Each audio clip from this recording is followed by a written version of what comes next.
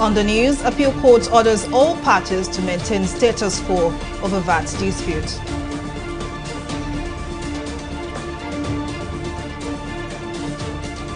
Ikpeazu named chairman as PDP inaugurates campaign council.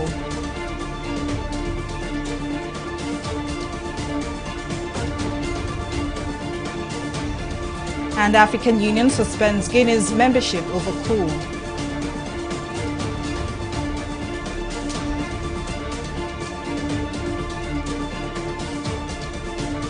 Glad to have you join us on News Now. I am Folashade for Green Day.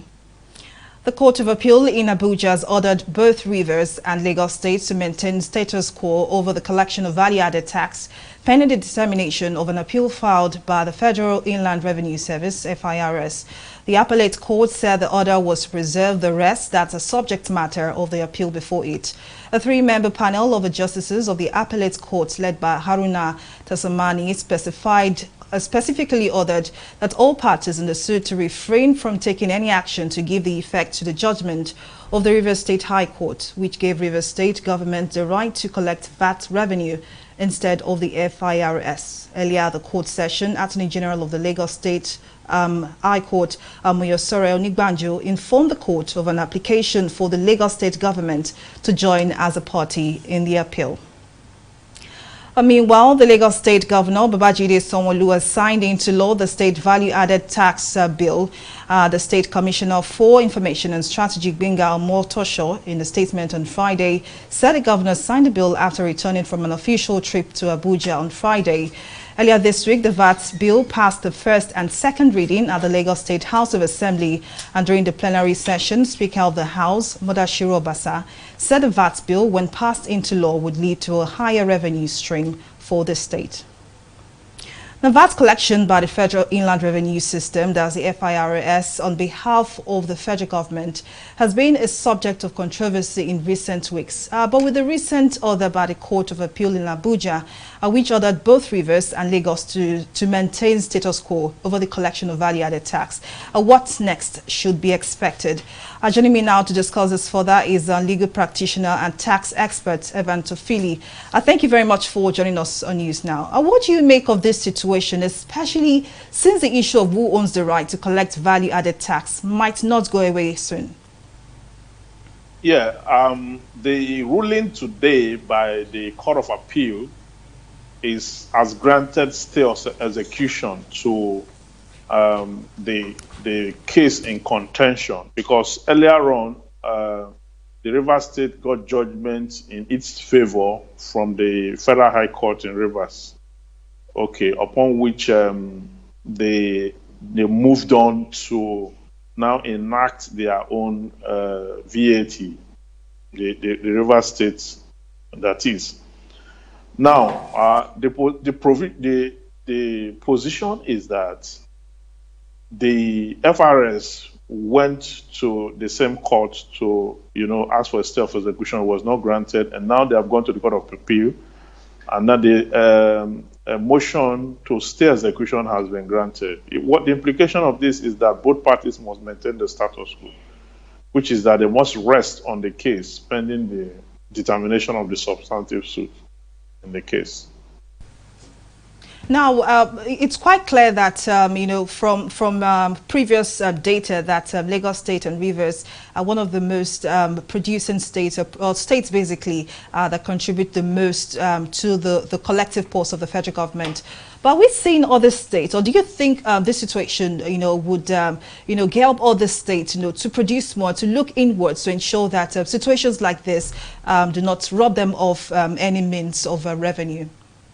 The two states you just referred to are very huge commercially viable states. By structure, we know that Lagos became a crown colony in 1861. From that time to now, it became also the Federal Capital Territory at some point. And then it has a huge presence of commercial activities, companies, and the rest of it. So that is the advantage. Port Harcourt have the same semblance. But most other states don't really have that kind of capacity.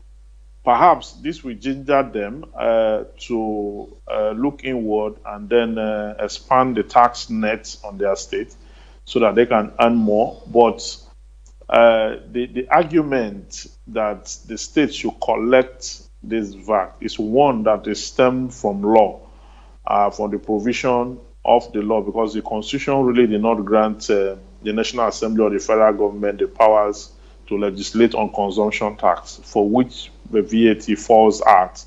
Okay, but the federal government is completely given the powers under the second schedule of the Constitution when you look at item 58 and 59, where it is specifically stated that capital gain tax and stamp duties are in the exclusive reserve of the federal government or the National Assembly to legislate on.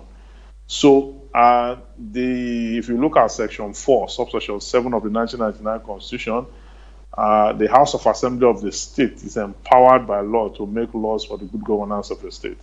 That is from where the states got the powers upon which they made their own VAT laws.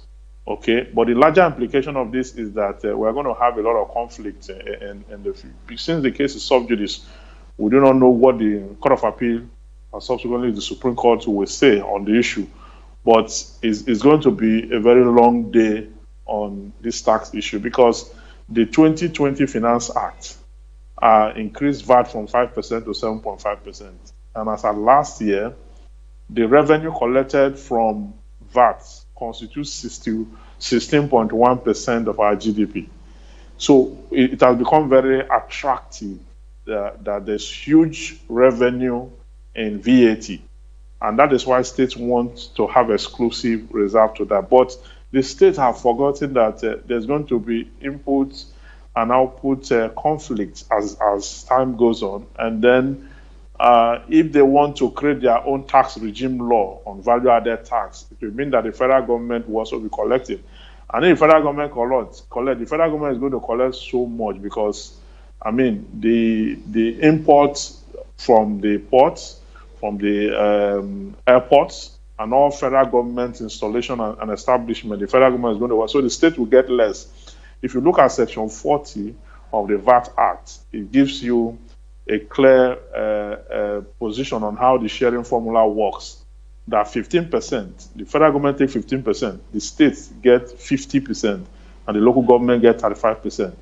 But if the states succeed in pushing themselves forth that they have to collect, it means that 50% that they are getting, some of them are going to get less than that, because the federal government will no longer collect 15%. If they are now left to collect, they'll be collecting up to 60% or thereabouts. So I hope that the state governors really understand the tax regime and then the larger implications of the agitations. Indeed, Ms. Felipe, thank you so much for your contributions on News Now. Ahead of the People's Democratic Party's convention in October, the National Executive Committee has inaugurated a 179-member campaign council and zoning committee for the Anambra governorship election. The PDP acting national chairman, Yemi Akiwomi, inaugurated the council on Thursday in Abuja. The campaign committee is expected to decide the zones that would produce principal officers of the party, including the national chairman, during the October convention. Our correspondent, Mary Kanu, has the details. It's less than 2 months to the National Convention of the People's Democratic Party (PDP), and this 93rd National Executive Committee meeting of the party is holding mainly to fine-tune preparations, especially in the face of the recent leadership crisis that has threatened the party's unity. The need for us to come together and do the best we can to keep this party united. The meeting is presided over by the acting national chairman of the party, Yemi Akiwomi, who inaugurated the PDP campaign council for the Anambra governorship election, mandating it to deliver the state for the party. That the membership is capable and competent to deliver Anambra to PDP come November 6, 2021. I hereby inaugurate this history-making campaign council. I wish you all victory at the polls. The meeting then proceeds into a technical session, after which the National Publicity Secretary of the party announces the appointment of the committee chairman for the 2021 convention. National Convention Organizing Committee. The NEC approved the Right Honorable Ahmadu Umar Fintiri, the Governor of Adamawa State, as chairman 2021 National Convention Organizing Committee. Senator Doye Diri, the Governor of Bayelsa State, is the deputy chairman of the committee, while Engineer Sheyi Makinde, the Governor of Oyo State, is to serve as committee's secretary. On zoning committee, NEC approved Right Honorable Ifeanyi Ugwuanyi, the Governor of Enugu State, as chairman of zoning committee. Dr. Samuel Otom, the Governor of Benue State, is the deputy chairman on zoning committee, while Barrister Mahdi Aliyu Mohammed, the deputy governor of Zamfara State, is secretary of the zoning committee. Deputy Chairman of the Council and Governor of Delta State Ifeanyi OKOWA says with the introduction of new technology by the Independent National Electoral Commission INEC, rigging by other parties has been ruled out. We know our people in Anambra. We know that they are party people. We know also that there have been issues in the past, but those issues that divide us will be no more. We are going to work day and night to ensure that we all step out from our comfort zones and step into the field to talk to the people and to win back all who have left the party as much as is humanly possible. The PDP has recently been immersed in some forms of internal leadership crisis, but has so far been able to manage it, as members now look forward to the October National Convention, which some have described as a make or mar event for the party. Mary Kanu, TV360, Nigeria. As part of its intervention efforts to reduce academic downturn in northeast Nigeria, the United States Agency for International Development, USAID, and its partners have resolved to revitalize non-formal learning centers and support formal schools in the states of BORNO and YOBE.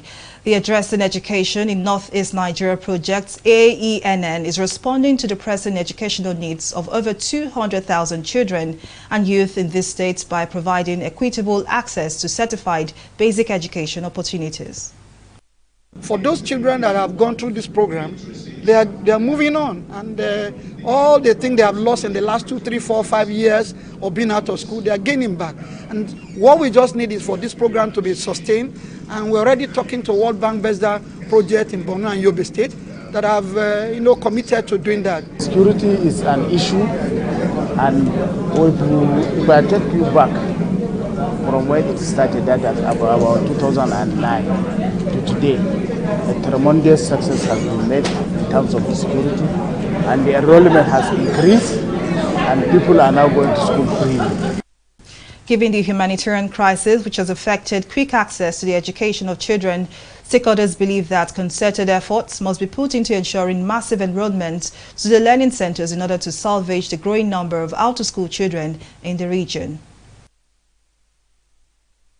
USAID is very excited to be working in an environment in Nigeria where many stakeholders are stepping up to meet the need. Of course, no one entity can meet all of the needs of such a large and dynamic country. So we work alongside other development partners to make sure that each one meets where they can with the most strategic advantage. For us, we've already started and built momentum in BORNO and YOBE states, and we will continue to do that as it relates to out-of-school youth. And we're working across the country to meet the needs of a lot of other states and a lot of different activities, all centered on early grade reading. So we're doing what we can to make sure we reach as many as we can. We're calling on well-meaning Nigerians that will support these children in the Northeast. We're moving back to our localities. The government is moving back the IDPs from the IDP camp back to their ancestral homes. Now they're going back. Who gives them that education? Who gives them that opportunity to learn? Who is able to support them with scholastic material? who is able to give them the basic needs for a child. When you give a child the basic education, you are free. Beyond access to quality health care, proper diagnosis is perhaps a section that is not given enough coverage, even though it plays a crucial role in preventing and curing diseases. 83 million Nigerians who live below the poverty line and are unable to afford proper diagnostic services because of the sophisticated equipment involved. As saying the deficiencies, the Lagos-based startup has decided to come to the rescue by creating easy access to diagnostic and preventive care for low-income Nigerians. It started as a class assignment for Oluwasegun during his master's program in the UK. His lecturer had challenged him alongside his classmates to develop a business that could impact many lives. Knowing the situation of the healthcare system back home in Nigeria, he knew just the right idea to run with. At first, Oni and his team of 3 were bringing in diagnostic medical equipment into Nigeria from the US to assist hospitals provide better services. They soon realized that renting the equipment to hospitals did not have as much impact as envisaged. Deciding to change their model, they switched to building diagnostic centers in communities with inadequate clinical services. In 2016, they established MDOS Global to serve low and middle income patients better. 70% of all doctors' visits will result in a diagnostic test being done. But what we saw was that, the quality and the availability of these high quality diagnostics across the country is so low. And even when they are available, a lot of people cannot pay for them. So there was an opportunity to build a service, a diagnostic service that can deliver really high quality at the price points people are willing to pay. Through its 2 major services, Beacon Diagnostics and Sentinel X, MDOS help address the lack of access to diagnostics and preventive care for low and middle income Nigerians. The startup has also helped provide jobs for some of Nigeria's unemployed population. Sentinel X is our preventive care product so that we can take care of people before they get sick. So a lot of what we're trying to do is prevent people from getting really, really sick with Sentinel X. The way it works is that you sign up with Sentinel X, we do a really comprehensive annual screening for you, and then assign a doctor or a care team to you, which includes a doctor, a sentinel, which is a nurse. After we see the result of your test, we're able to construct a care plan that is personalized just to you and checking with you every month. But even as MDOS services are priced low, some patients in low-income communities are still unable to afford it. Oni says Nigeria's increasing poverty rate is one of the major challenges the company faces. Most people are poor, and even though you want to provide really, really high quality, you have to be able to provide that at a price point people can afford. Because even with our low prices, we still see that some people still cannot afford it. There's a exodus of medical doctors from Nigeria right now. We are an organization that hires a lot of medical doctors, and we see that a lot of medical doctors are looking to move abroad to practice, which is really, really tough. Since it began operations in 2016, MDOS now has 7 locations in different parts of the country and has treated over 50,000 patients. Odi says MDOS' future projection is to build the largest network of physical and virtual diagnostic and primary care facilities in Africa. Abisola Adibayo, TV360, Lagos. We'll take a break here, but still to come, CBN asks the banks to strengthen operational capacity ahead of e-Naira rollout. Our details of this story and more right after this break.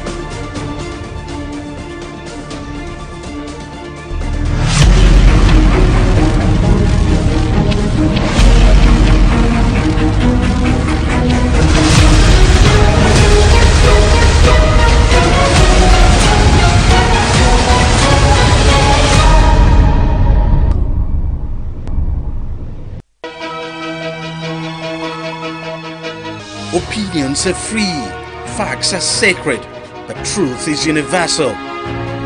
How, in practical terms, can we, for instance, de-escalate the tension? President must see himself as the President of the Federal Republic. We know where the enemy is. 3 places. The Lake Chad Basin, the border area between Nigeria and Cameroon, and then the Sambisa Forest. On DG360, we give you a complete dose of everything. Opinion, facts and undiluted truth. I hardly believe what politicians say in this part of the world. A new Nigeria is possible, a future is possible. We delve into the issues, dissect it so that you can understand it. Use it to take action. I don't think there's any need for any governor to look for grant for ranching. TV360, dissecting the issues. In the last 3 years, we have built a multi-purpose center, which is the envy of all in our constituency. And I can tell you that the people who are living there are already enjoying it. Guy, do you think what this man just said is true? See, I seriously doubt. I'm sure it's one of those their silly lies. And wait, do you know there's a way to find out if these things he's saying is true or not? This is the Construct app. It gives people like us a sure way to track implementation of constituency projects. It gives valid and verified information on location of projects, amounts allocated, amount funded, the level of job done, and even the profiles of concerned legislators. You and I can post directly on this app. Are you serious? This is the Go-To app if you want to know how our Commonwealth is being expanded by the government. Wow. Let's even see if what this man said is true. Show me. The Construct app is developed by Other Paper Nigeria with support from USAID and is available on both Google Play Store and Apple Store. And it's true. Of course, I told you. Now here's a recap of some of our top stories. The Court of Appeal in Abuja has ordered both Rivers and Lagos states to maintain status quo over the collection of value-added tax pending the determination of an appeal filed by the Federal Inland Revenue Service, FIRS. A three-member panel of the justices of the appellate court led by Haruna Tasamani specifically ordered all parties in the suit to refrain from taking any action to give effect to the judgment of the Rivers State High Court, which gave Rivers State government the right to collect VAT revenue instead of the FIRS. We also told you that ahead of the People's Democratic Party's convention in October, the National Executive Committee has inaugurated a 179-member campaign council and zoning committee for the Anambra governorship election. The campaign committee is expected to decide the zones that will produce principal officers of the party, including the national chairman during the October convention. But in case you missed any of our news bulletin, for more updates, do log on to our website on www.tv360nigeria.com. You can also follow us on our social media platforms on Twitter, Instagram, YouTube, and Google Plus at TV360 Nigeria. On Facebook, we are at TV360 Online.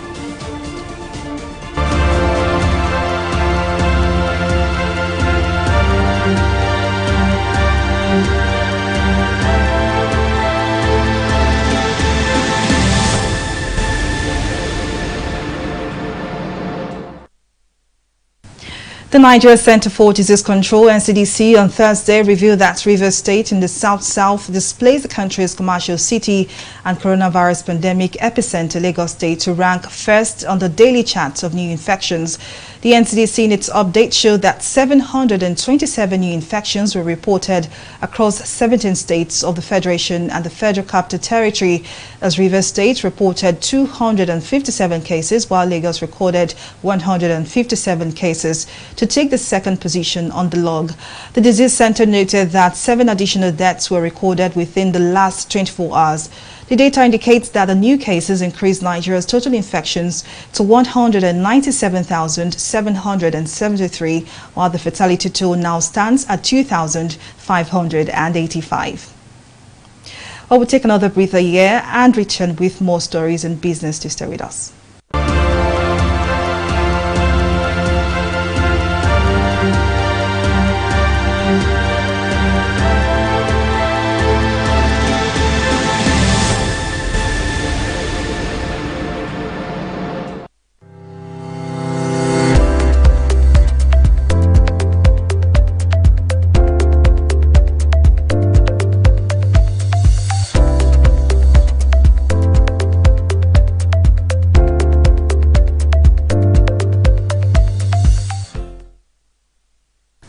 Well, up next is business news and stock market review with Abisola Adebayo. Over to you, Abisola. Thank you very much, Folashade. Welcome to business news. The Central Bank of Nigeria, CBN, has asked deposit money banks to strengthen their operational capacity to effectively harness the opportunities of its soon-to-be launched digital currency e-Naira. CBN Deputy Governor Operations Directorate Folashodun Shonubi said this at the Chartered Institute of Bankers of Nigeria Advocacy Dialogue on Thursday in Lagos. Shonubi says nations were embracing the opportunities that the central bank digital currency presents for financial inclusion across the globe, and the digital currency would enhance the liquidity of banks in developing nations through international remittances.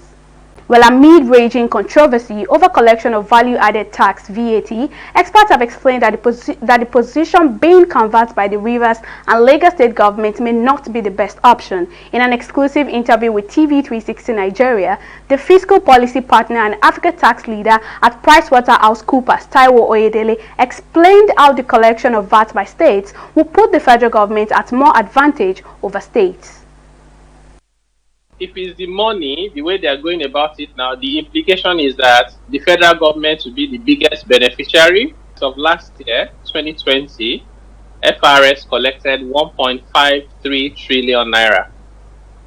Out of that, over 50%, about 51%, was VAT collected on imports, VAT collected on international services. So like you have technical management consultancy. We also have VAT relating to when you are watching Netflix, you are doing an advert on YouTube. Those are international suppliers. No state can ever collect that. You also have VAT on federal government contracts. All of that was more than all the other VAT collected from all the states. So imagine federal government is collecting about 60% and is only taking about 15%. So if you now say every state will collect their own VAT, then it means that federal government should also collect their own VAT. And keep it. Yeah, their own VAT. Because anything to do with import and international trade is on the exclusive legislative list.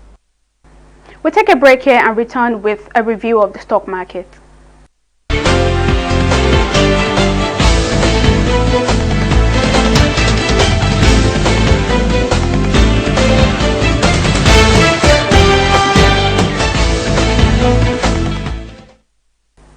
The month of September seems to be following the same path as August, as the second trading week ends with negative sentiments due to sustained profit-taking by investors. The combined drop in the share prices of Link Assurance and Cadbury, as well as 18 other equities, forced the market's main index to go further below the 38,000 basis points. And at the close of trading, the market dipped further, this time by a whopping 0.71%. The market summary shows that over 154 million units of shares valued at over 2 billion naira exchanged hands in 3,467 deals. This means that the stock market has not recorded a single growth this trading week, although it closed flat on Tuesday with a red. On the gainers counter, Veritas Cap and ICO led 12 orders with a combined 6 kobo gain, but they had no impact on the market's value. Well, it's not a good time for the Nigerian stocks at the moment, as investor sentiment remains negative as the market awaits a positive trigger to propel another round of buying interest. On the global scene, however, that's our FTSE, Dow Jones and the Nikkei. Well, the FTSE ended higher on Friday, but posted its worst weekly performance since mid-August as data showed the pace of domestic economic recovery stalled against the backdrop of a surge in COVID-19 cases. The Dow Jones ended in the red as recorded a 0.057% decline. Japan stocks Nikkei is in the positive. However, that's all on Stock Market Review. Over to Falashadi for the rest of the news. Well, thank you very much, Abisola, for that update. On the foreign scene, the African Union AU has suspended Guinea following the recent coup that ousted President Alpha Condé. Guinea's suspension by the AU was announced in a Twitter post published on Friday by the Political Affairs, Peace and Security Department of the African Union Commission. On Sunday, 5th September, Condé was ousted and detained by military forces led by Mamadi Doumbouya. This suspension by the AU comes after the Economic Community of West African States, ECOWAS, also suspended Guinea and demanded the return to the constitutional order, as well as Condé's immediate release. And now in sports, World Football Governing Body FIFA has granted the local organizing committee a final go-ahead to stage the maiden edition of the Aisha Buhari Invitational Women's Tournament, otherwise known as Aisha Buhari Cup. The Six-Nation Invitational is being organized in honor of the name and office of the First Lady of the Federal Republic, Aisha Muhammadu Buhari. Meanwhile, head coach of two-time Women AFCON Runners Cup, Ghana's Black Queens, Messi OKOWA, has named a final list of 23 players for the maiden edition of Aisha Buhari's Invitational Women's Tournament to be held in Nigeria from the 15th to 21st September 2021. And it's a wrap on our news bulletin. Thank you so much for watching. I am Fola Shadi. Green Day. Bye for now.